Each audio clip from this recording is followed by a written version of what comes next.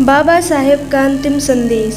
मैंने तुम्हारे लिए जो कुछ भी किया है वह बेहद मुसीबतों, अत्यंत दुखों और बेशुमार विरोधियों का मुकाबला करके किया है। यह कारवां आज जिस जगह पर है, इस जगह पर मैं इसे बड़ी मुसीबतों के साथ लाया हूँ। तुम्हारा कर्तव्य है कि यह कारवां सदा आगे बढ़ता रहे, बेशक कितनी भी रुकावटें क्यों न आए। यदि मेरे अनुयायी इसे आगे ना बढ़ा सकें तो इसे यहीं छोड़ दें, परंतु किसी भी हालत में इसे पीछे ना जाने दें। आप लोगों को मेरा यही अंतिम संदेश है। जय अम्बेडकर, जय अम्बेडकर, जय अम्बेडकर। जय भीम, जय भारत, जय संविधान। हमारे साथ में CS भंडारी जी हैं, भारतीय बौद्ध महासभा से। बुद्धिज्म का अच्छा खासा नॉलेज रखते हैं। आज बाबा साहेब के महापरिनिर्वाण दिवस पर यहाँ पहुँचे हुए हैं, बाबा साहेब के घर, जहाँ बाबा साहेब ने अंतिम सांस ली थी। सभी को जय भीम नवोदय। मैं आप सभी इसमें अभिनंदन स्वागत तो हम कर नहीं सकते क्योंकि आज हमारी श्रद्धांजलि सभा है, लेकिन सबको हम धन्यवाद दे सकते हैं कि आप सभी लोग यहाँ पर आते हैं, देखने आते हैं। और इससे यही तात्पर्य होता है कि हमारे मन में बाबा साहब के प्रति बहुत बड़ी श्रद्धा है और भावना है, जिसलिए हम लोग सारे यहाँ पर आते हैं और इकट्ठे होते हैं श्रद्धांजलि सभा दैनिक करने के लिए। जी सर, ये जो बुद्धा एंड धम्मा बाबा साहब ने 5 दिसंबर 1956 को ही पूरा किया था, अंतिम सांस से कुछ पहले, क्या कहेंगे सर? देखिए, बाबा साहब डॉक्टर BR अम्बेडकर का जो आखिरी दिन था 5 दिसंबर और 6 दिसंबर की रात को, एक बहुत ही दुखद घटना हमारे सामने है। बाबा साहब डॉक्टर BR अम्बेडकर बहुत परेशान थे।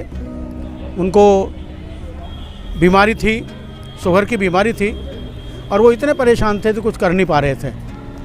उनकी जो मिसिस थी वो बाज़ार में घूमने गई थी, काफ़ी लेट आई, लेकिन फिर भी वो बहुत ज़्यादा परेशान थे। उन्होंने कहा, फिर रत्तू सिंह आए, उन्होंने कहा बाबा साहब कोई बात नहीं, ज़्यादा परेशान नहीं होते हैं। तो उन्होंने जाते जाते रात को रसोईया उनसे पूछने आया कि भाई क्या खाओगे, तो बाबा साहब ने कहा कि भाई मैं कुछ नहीं खाऊंगा, केवल चावल खाऊंगा। और अंतिम दिनों ने बाबा साहब ने चावल थोड़े से खाए।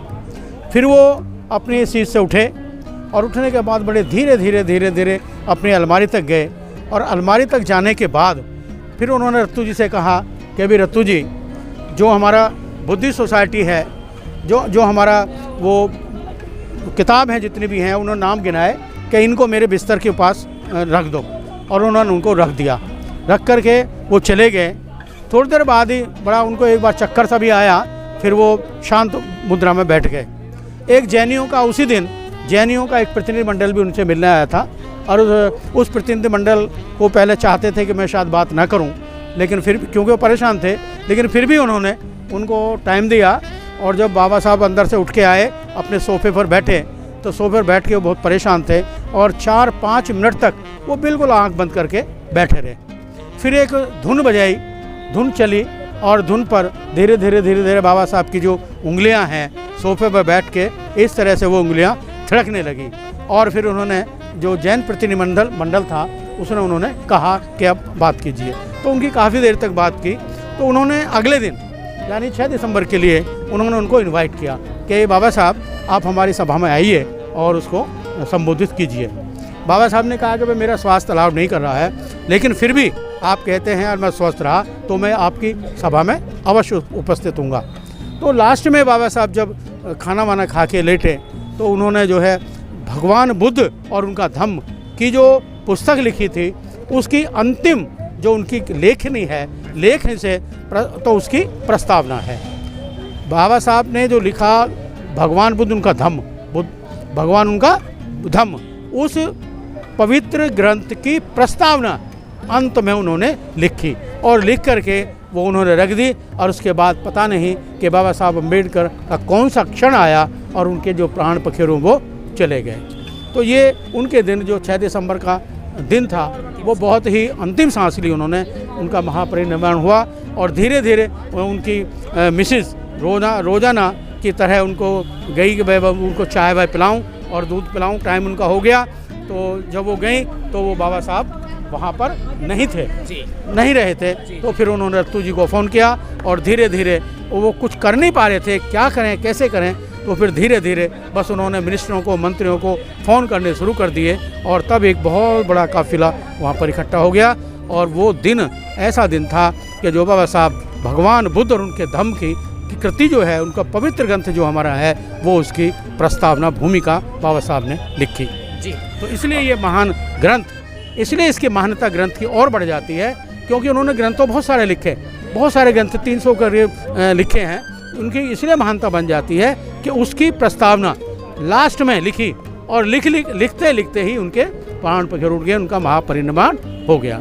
इसलिए ये दिन बहुत ही हमारे लिए एक काला दिन के नाम से हम इसको जानते हैं। जाना तो सबको है, तथागत भगवान बुद्ध का रास्ता है, वो रास्ता नित्यवाद है, भाई जाना सबको है, बाबा साहब को भी जाना था। लेकिन ऐसी परिस्थिति में बाबा साहब गए जबकि अभी उनके समाज को, हमारे समाज को अभी बहुत कुछ आवश्यकता थी।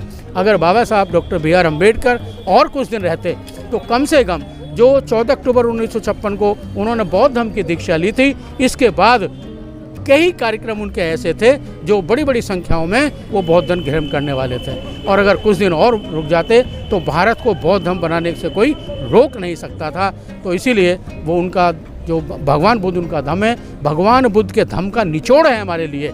अगर आप 36 किताब मत पढ़िए, 20 किताब मत पढ़िए, बाबा साहब द्वारा लिखित भगवान बुद्ध उनका धर्म पढ़ लीजिए तो आपको बौद्ध धर्म और बौद्ध धर्म के बारे में संपूर्ण ज्ञान प्राप्त हो जाएगा।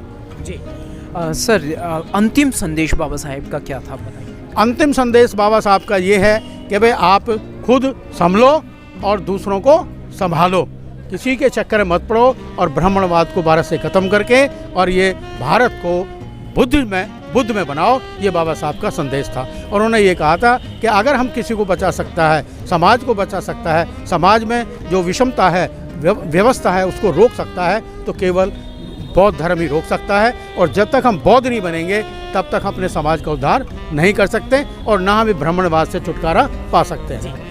देखिए, बहुत ऊंचा स्थान है माननीय CS भंडारी जी का।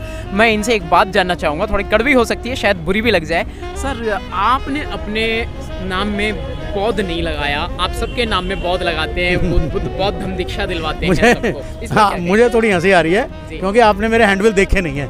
अभी 2 साल पूर्वक अभी जो